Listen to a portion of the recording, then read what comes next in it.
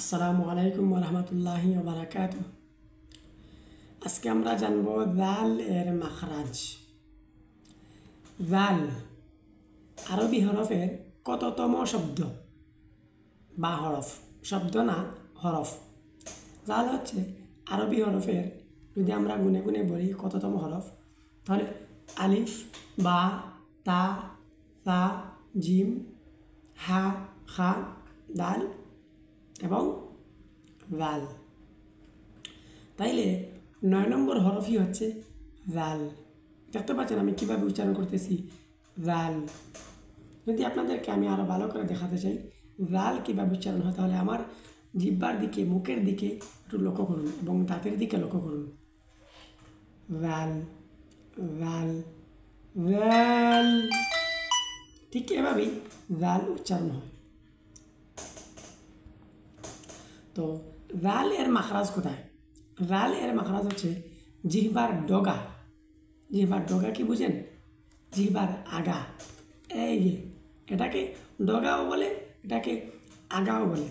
কেউ কেউ ডগা বলে, কেউ কেউ আগা বলে। বাট জিহ্বার আগা উপরের সামনের দুই দাঁতের গোড়ার প্রান্তে স্পর্শ করে জাল, জাল, জাল উচ্চারিত হয়। ওয়া, জাল, সা। জিহ্বার আগা সামনের উপরের দুই দাঁতের আগার সাথে লাগিয়ে জাল উচ্চারিত হয়। এই জায়গা থেকে আরও দুইটা হরফ উচ্চারিত হয়, সেই দুইটা হরফের নাম হচ্ছে ওয়া, জাল এবং সা। ওয়া, জাল এবং কি? সা। তো আপনারা ওয়া, জাল, সা একটি হরফ শেখাত গিয়া 3টা হরফ এর মাখরাজ শিখে ফেলেছেন। তাহলে জাল যেহেতু শিখে ফেলেছেন, যদি আপনাকে কেউ জিজ্ঞেস করে জালের মাখরাজ কোথায়, আপনি তখন ইনস্ট্যান্টলি জালের মাখরাজ বের করতে হলে তার পূর্বে ডান দিকে একটি হরকতওয়ালা হরফ নিয়ে আসবেন। সেই হরকতওয়ালা হরফ দিয়ে যদি জালকে সাকিন অবস্থায় ধরে ফেলে, অর্থাৎ জালের উপরে সাকিন আর ডান দিকে আলিফের উপরে জবর, তাহলে আলিফ, জাল, জবর আল। এই আল বলার সময় জিহ্বাটা যে জায়গায় গিয়া লাগছে অথবা যে জায়গায় গিয়া ঠেকছে, এটাই হচ্ছে প্রকৃত জাল এর মাখরাজ। মনে রাখবেন, হরফ উচ্চারণ করার সময় মুখের কাইফিয়ত ঠিক রাখতে হবে।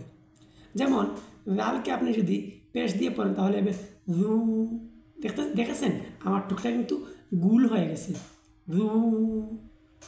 যদি আমি একাধিক লম্বা করে পড়ি তাহলে কিভাবে হবে? জবর দিয়ে দা। যদি জের দিয়ে আমি একাধিক লম্বা করে পড়ি তাহলে কিভাবে হবে? রি।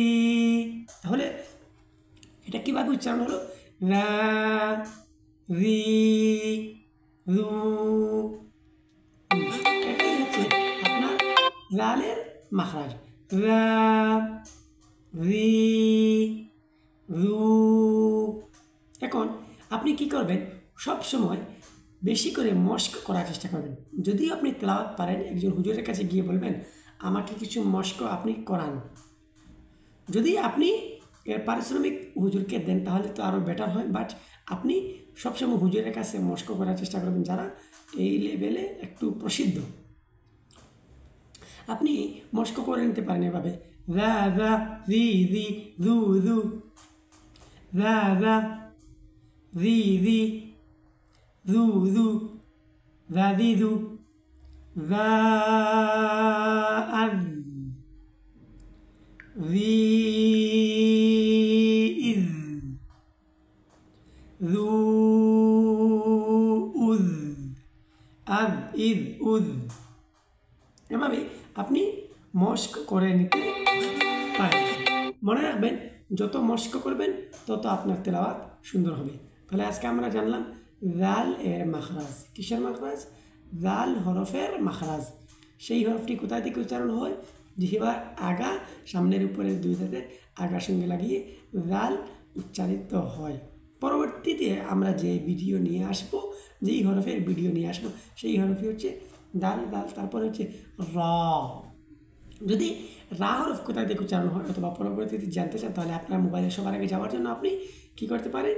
এই চ্যানেলটি সাবস্ক্রাইব করে রাখুন এবং পাশে থাকা বেল আইকনটি অন করে রাখুন, তাহলে রা হরফের মাখরাজ ভিডিও তৈরি করে পাবলিশ করার সাথে সাথেই সবার আগে আপনার মোবাইলে চলে যাবে। এবারে এই ভিডিওটি এখন শেষ করেছি। ভালো থাকুন সবসময়, আল্লাহকে স্মরণ করুন এবং যা আছে তাই নিয়ে শুকরিয়া আদায় করুন, দেখবেন আপনি। আসসালামু আলাইকুম ওয়া রাহমাতুল্লাহি ওয়া বারাকাতুহু।